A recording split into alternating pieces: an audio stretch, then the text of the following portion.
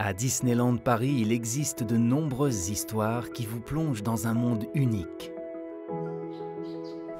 Walt Disney ayant des origines françaises, c'est tout naturellement que nous partons pour un voyage dédié à la France, à Disneyland Paris.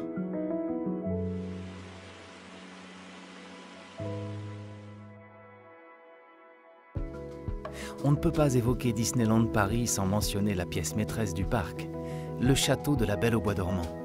Sorti tout droit du dessin animé, les créateurs du château se sont inspirés des plus grands monuments français. Son architecture montant majestueusement vers le ciel rappelle celle du Mont Saint-Michel.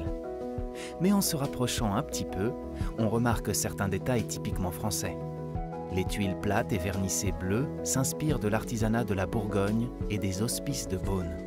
Ici, petit clin d'œil à la gastronomie française, des escargots dorés à la main semblent s'évader des cuisines royales. À l'intérieur, les voûtes décorées d'ornements fleuris imitent le plafond de la Sainte-Chapelle à Paris. Les vitraux, les livres peints à la main et les tapisseries au mur sont un véritable hommage à l'art médiéval. En haut de la tour principale, et selon une tradition royale, un vitrail est allumé lorsque la princesse Aurore est présente au château, comme au château de Chambord lorsque le roi s'y trouvait. Continuons un peu notre exploration.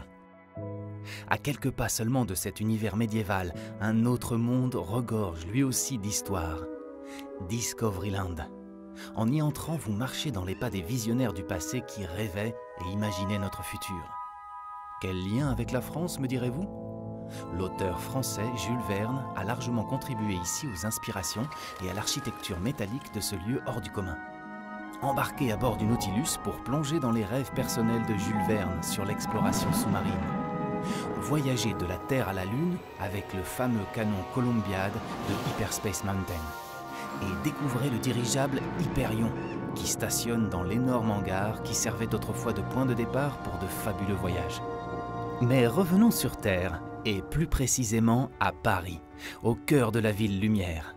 Dans le parc Walt Disney Studios se trouve un décor mijoté avec amour et romantisme, la place Rémy.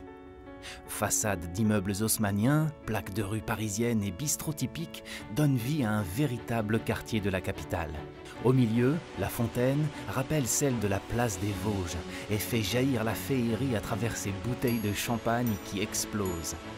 L'entrée de l'attraction Ratatouille, l'aventure totalement toquée de Rémy, puise son inspiration dans les marquises des théâtres parisiens. Avec cette grande verrière fleurie et colorée au plafond, c'est dans un décor de l'époque Art Nouveau que l'élégante boutique Chez Marianne permet aux amoureux de la cuisine française de dénicher leur livre de recettes préférés. Notre voyage est désormais terminé. Ou ne fait-il que commencer? Partagez avec nous vos histoires préférées à Disneyland Paris en bas de cette vidéo.